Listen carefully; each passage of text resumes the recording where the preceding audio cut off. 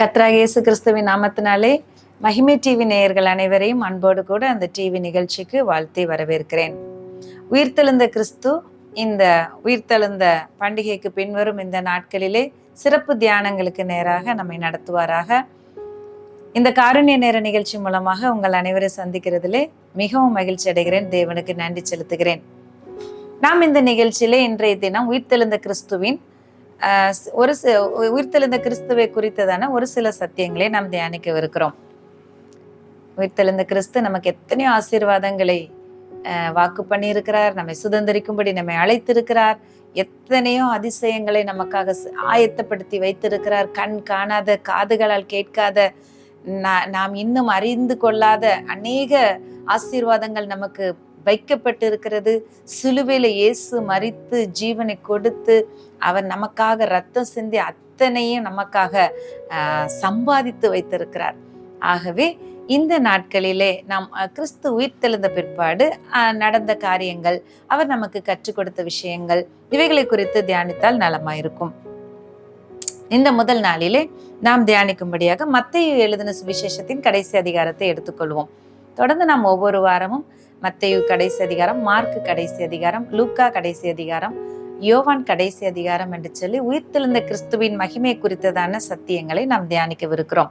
இந்த நாளிலே மத்தேயு எழுதின சுவிசேஷத்தின் கடைசி அதிகாரத்திலே 28வது அதிகாரம் 10வது வசனத்தை நாம் வாசிக்கலாம். மத்தேயு 28வது அதிகாரம் 10வது வசனம். அப்பொழுது இயேசு அவர்களை நோக்கி, பயப்படாதிருங்கள், நீங்கள் போய் என் சகோதரர் கலிலேயாவுக்கு போகும்படி அவர்களுக்கு சொல்லுங்கள், அங்கே அவர்கள் என்னை காண்பார்கள் என்றார். இயேசு அவர்களை நோக்கி பயப்படாதிருங்கள் என்று சொன்னார். இந்த வசனம், இந்த வார்த்தை நம் எல்லோருக்கும் மிகவும் அநேக விதமான சூழ்நிலைகளிலே மிகவும் தைரியப்படுத்துகிற, உற்சாகப்படுத்துகிற ஒரு வார்த்தை. வேதாகம் முழுவதும் சில ஆராய்ச்சியாளர்கள் சொல்லுகிறார்கள், இந்த வார்த்தை 365 தடவை எழுதப்பட்டிருக்கிறது. ஒரு நாளைக்கு ஒரு தடவை ஆண்டவர் சொல்லிட்டே இருக்கிறாரு, பயப்படாதீங்க பயப்படாதீங்கன்னு சொல்லி. பல்வேறு சூழ்நிலைகள்ல, பல்வேறு மக்கள் ஜனக்கூட்டத்துக்குள்ள, பல்வேறு தனி நபர்களிடத்துல ஆண்டவர் இப்படிப்பட்ட வார்த்தை, பயப்படாதிருங்கள்ங்கிற வார்த்தையை சொல்லி அவர்களை பலப்படுத்துகிறதை நாம் பார்க்க முடியும். இந்த இடத்துல உயிர்த்தெழுந்த கிறிஸ்து தன்னுடைய சீஷர்களுக்கு தன்னை வெளிப்படுத்தும் போது முதல் சொல்லுகிற வார்த்தை பயப்படாதிருங்கள் என்று சொல்லி. அவங்க அநேக ஸ்திரீகள் அந்த இடத்துல ஆண்டவருடைய கல்லறை இருந்த இடத்துல இருக்கிறார்கள். அவர்களும் வந்து இவரை தரிசிக்கிறார்கள். அவர்களிடத்துல ஆண்டவர் இந்த வார்த்தையை பேசுகிறார். என் சகோதரர்லாம் கலிலேயாவுக்கு போகும்படி அங்க சொல்லுங்க, அங்க போய் நான் அவங்கள பார்ப்பேன் என்று சொல்லி. பயப்படாதிருங்கள்ங்கிற வார்த்தை நிமித்தமாக கர்த்தர் இந்த நேரத்துல நம்மோடு கூட பேசுகிறார். அவர் மனிதனா இந்த உலகத்துல நடக்கும் பொழுது மாத்திரமல்ல, அவர் மரித்து அடக்கம் பண்ணப்பட்டு உயிர்த்தெழுந்த பிற்பாடு கூட ஆண்டவர் நம்மை பார்த்து பயப்படாதிருங்கள் சொல்கிறார். இன்றைக்கு எந்த காரியம் நம்மை பயப்படுத்துகிறது? அநேக விதமான சூழ்நிலைகள் நம்மை பயப்படுத்துகிறது. அநேக விதமான நபர்கள் நம்மை பயப்படுத்துகிறார்கள். அநேக விதமான நெருக்கடிகள் நம்மை பயப்படுத்துகிறது. என்ன சம்பவிக்குமோ, எப்படி நடக்குமோ, என்னவாகுமோ என்று சொல்லி அநேக விதமான பலவீனங்கள் நம்மை பயப்படுத்துகிறது. எத்தனை விதமான காரியங்கள், ஒவ்வொருவருக்கும் ஒவ்வொரு விதத்துல பயம். சில பேருக்கு இருட்டை கண்டாலே பயம், சில பேருக்கு வெளிச்சத்தை கண்டா கண்ணு எனக்கு கூசும், கண்ணு பிரச்சனை இருக்குதுன்னு சொல்லி வெளிச்சத்தை கண்டா பயம். ஒவ்வொருவருக்கும் ஒவ்வொரு விதமான பயங்கள். இந்த இடத்துல ஆண்டவர் சொல்றார், உயிர்த்தெழுந்த கிறிஸ்துவ பார்த்தோன்னே அவங்களுக்கு ஒரு விதத்துல பயம். இது கிறிஸ்து தானோ, இது என்ன காரியம், இது ஸ்ட்ரேஞ்சா இருக்கே, இது வித்தியாசமான அனுபவமா இருக்கே, இது நமக்கு மனித மூளைக்கு எட்டாததா இருக்கே. அடித்து அவர் அந்த சின்ன பின்னமாக்கப்பட்டு அவர் அந்த கேடடைந்து அழகற்று தொங்கினாரு. இப்படி நம்ம சிலுவையில அடித்து நம்ம கொண்டு போய் கல்லறைக்குள்ள வைத்தோமே, இப்போ பார்க்கிற இயேசு கிறிஸ்து வேற மாதிரி தெரிகிறாரு. அப்படி பார்க்கும் பொழுதே அவங்களுக்குள்ள ஒரு பயம்.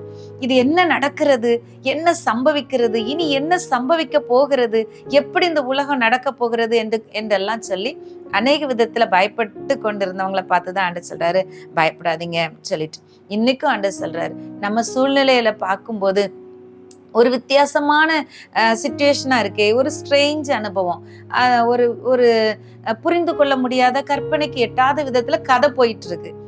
கதை அப்படிதான். இவரு இயேசு கிறிஸ்துடைய கதையும் அப்படிதான். அவருடைய அது ரியல், நிஜம். அவருடைய வாழ்க்கை, அவருடைய சம்பவங்கள் அத்தனை நிஜம். ஆனா பாக்குறவங்களுக்கு இந்த கதை எப்படி போகுதுன்னு தெரியலையே. இவர் மரணம் ஒரு விதத்துல இருந்தது, இவருடைய வாழ்க்கை ஒரு விதத்துல இருந்தது, இப்பொழுது இவருடைய உயிர்த்தெழுதலை நம்ம பாக்குறோம். இது என்னமா முடியும், எப்படி போகும்னு நமக்கு ஒண்ணுமே புரியலையே அப்படிங்கிற மாதிரி தானே இருந்த சூழ்நிலை. அதுலதானே ஆண்டவர் பயப்படாதீங்கன்னு சொன்னார். இன்றைக்கு நம்முடைய சூழ்நிலை எதுவா இருக்கட்டும், எந்த காரியமா இருக்கட்டும், பயப்படாதீங்க அப்படின்னு ஆண்டவர் சொல்ற வார்த்தைக்குள்ள நம்ம வந்துருவோம். எது ஆண்டவர் நமக்கு சொல்றாரோ அது நமக்கு சொந்தம். எந்த வார்த்தை நமக்கு பேசப்பட்டதோ அந்த வார்த்தை நமக்கு சொந்தமான வார்த்தை. நாம் பயப்படாது இருக்கும்படி அழைக்கப்பட்டவர்கள். அது ஏன் அவங்க பயப்பட வேண்டியதில்லை? 28வது அதிகாரம் 9வது வசனத்தை பாருங்க. இயேசுதாமே அவர்களுக்கு எதிர்பட்டு வாழ்க என்றார். அவர்கள் கிட்ட வந்து அவர் பாதங்களை தழுவி அவரை பணிந்து கொண்டார்கள்.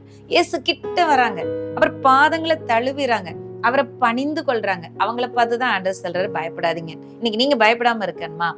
ஒண்ணு செய்யுங்க, இயேசு கிட்ட வாங்க, இயேசுடைய பாதங்களை பற்றி கொள்ளுங்க, அவரை பணிந்து கொள்ளுங்க, அவரை ஆராதனை செய்யுங்க, அவரை துதிக்க ஆரம்பிங்க, அவரை அண்டிக் கொள்ளுங்க. அவரை அண்டிக் கொள்ளுகிற யாவரும் பாக்கியவான்கள் என்று சொல்லி வேதம் சொல்லுகிறது. அப்ப அவரை கிட்ட வந்து அவரை பணிந்து கொள்ளுகிறவங்க, அவரை அண்டிக் கொள்றவங்க பயப்பட வேண்டிய அவசியமே இல்லை. அப்ப நம்ம பயப்படலாமா? நமக்கு இயேசு கிறிஸ்து எவ்வளவு சமீபத்துல இருக்கிறார், நமக்கு உள்ளே அவர் வாசம் பண்ணுகிறார், நம்மோடு கூட அவர் தங்கி இருக்கிறார். இம்மானுவேல் என்பதற்கு தேவன் நம்மோடு இருக்கிறார் என்ற அர்த்தம். அப்படிப்பட்ட இம்மானுவேலராகிய தேவன் நம்மோடு கூட இருக்கிறார். அவ்வளவு பெரிய தேவனே நம்ம கூட இருக்கும்போது நாம் பயப்படலாமா? பயப்பட வேண்டிய அவசியமே இல்லை. பணிந்து கொள்பவனுக்கு பயம் இல்லை. ஆண்டவர் இந்த பகுதியை வாசிக்கும் பொழுது அழகா அந்த வார்த்தையோட பேசினார். பணிந்து கொள்றியா?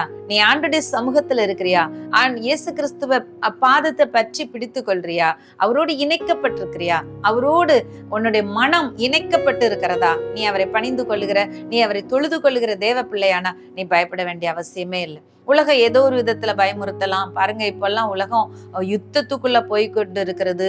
அனுதினம் குண்டு எங்க வெடிக்கும்னு தெரியல, எப்படிப்பட்ட ஆபத்தான சூழ்நிலை எப்படி உருவாகுதுன்னு தெரியல. அப்படிப்பட்ட பயங்கள் நிறைந்த உலகத்துக்குள்ள நம்ம வாழ்ந்து கொண்டு இருக்கிறோம். ஆனா அதான் இருள் பூமியையும் காரிருள் ஜனங்களையும் மூடும், ஆனாலும் உண்மையில் கர்த்தர் உதிப்பார் அப்படின்னு சொல்லி எழும்பி பிரகாசி. உனக்கு ஒரு ஒளி இருக்கு, நீ ஒளியின் பிள்ளை, ஒளியினோடு இணைக்கப்பட்ட பிள்ளை. ஆகவே நீ எழும்பி பிரகாசி.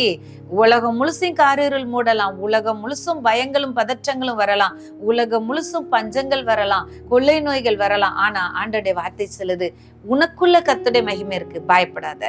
உனக்கு கர்த்தர் பெரிய காரியங்களை செய்வார், பயப்படாத என்று சொல்லி வேதம் முழுவதும் பயப்படாத பயப்படாதன்னு சொல்ற வார்த்தைய நம்ம அதை நோக்கி பார்த்து அதை பற்றி கொள்வோமா? இன்னைக்கு ஆண்டவர் சொல்றாரு, பணிந்து கொள்கிறவனுக்கு பயம் இல்லை. பணிந்து கொள்கிறவங்க யாரு? அவங்க கிட்ட அவர் பாதங்களை தழுவி அவரை பணிந்து கொண்டார்கள் என்று சொல்லப்படும். இயேசுவே ஆண்டவர், இயேசுவே என் ரட்சகர், இயேசுவே என் கண்மலை, இயேசுவே என் கோட்டை, இயேசுவே என் அடைக்கலம், இயேசுவே என் நம்பிக்கை என்று சொல்லி அவரை சார்ந்து கொண்டு அவருடைய பாதங்களில் விழுந்து பணிந்து அவரை பற்றி கொள்ளுகிறவர்கள், அவரை பணிந்து கொள்ளுகிறவர்கள் பயப்பட வேண்டிய அவசியமே இல்லை. அவங்கள பார்த்து ஆண்டவர் சொல்லிட்டார் பயப்படாதீங்க. ஆண்டவர் ஒரு வார்த்தை சொன்னதுக்கு அப்புறம் அதுக்கு மாற்று கருத்தே கிடையாது, பயப்பட வேண்டிய அவசியமே கிடையாது. ஹல்லேலூயா, கர்த்தர் நல்லவர். 28வது அதிகாரம் 16வது வசனம் பாருங்க. 11 சீஷர்களும் கலிலேயாவிலே இயேசு தங்களுக்கு குறித்திருந்த மலைக்கு போனார்கள். இயேசு குறித்திருந்த ஒரு இடத்துக்கு போறாங்க பாருங்க. இயேசு சொன்ன இடம், அவர் குறித்திருந்த ஒரு மலைக்கு போனாங்க. இப்ப ஆண்டவர் உங்களை பார்த்துதான் பேசுறார், குறிக்கப்பட்ட இடத்துக்கு போ. இன்னைக்கு யாரெல்லாம் இந்த உயிர்த்தெழுந்த இயேசுவை ஏற்றுக்கொண்டவர்களா இருக்கிறீங்க, அவரோடு இணைக்கப்பட்டவர்களா இருக்கிறீங்க, ஆனா தேவனுடைய சபையில இணைந்து தேவனை ஆராதிக்கிறீங்களா? நீங்க ஆண்டவரை ஆராதிக்கிறதுக்காக ஒரு குறிப்பிட்ட இடத்தை வைத்திருக்கிறீங்களா? உங்க வீட்டுல ஆண்டவரை ஆராதிக்கிறதற்கு, தொழுது கொள்கிறதற்கு, அவரோடு பேசுகிறதற்கு ஒரு இடத்தை குறித்து வைத்திருக்கிறீங்களா? ஆண்டவர் இந்த இடத்துல சொல்றாரு, சீஷர்களை பார்த்து அவர் குறிச்ச இடத்துக்கு வர சொல்லி சொல்றாரு. அந்த இடத்துல அங்கே என்ன நடக்குதுன்னு பாருங்க. 17வது வசனம்.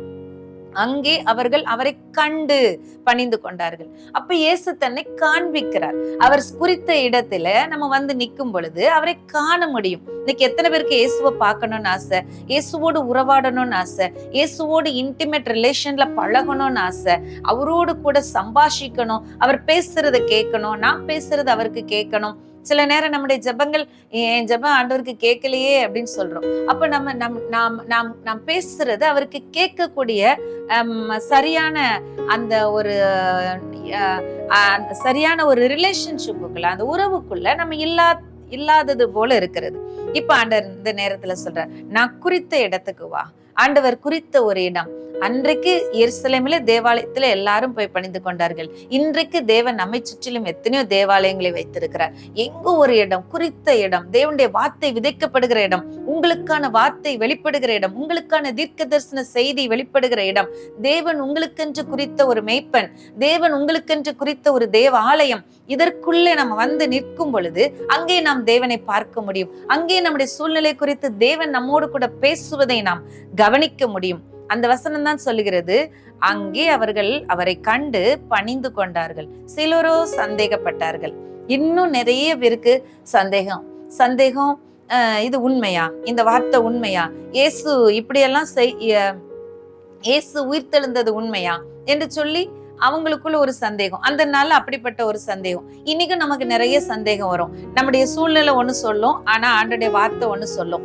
வார்த்தை சொல்றது வந்து ட்ரூத், அது மாறவே மாறாது, சத்தியம். ஆனா நம்முடைய சூழ்நிலை சொல்றது உண்மையா இருக்கலாம், ஆனா அது உண்மைதான், ஆனா அது மாறக்கூடியது. சத்தியம் ஒருபோதும் மாறாது.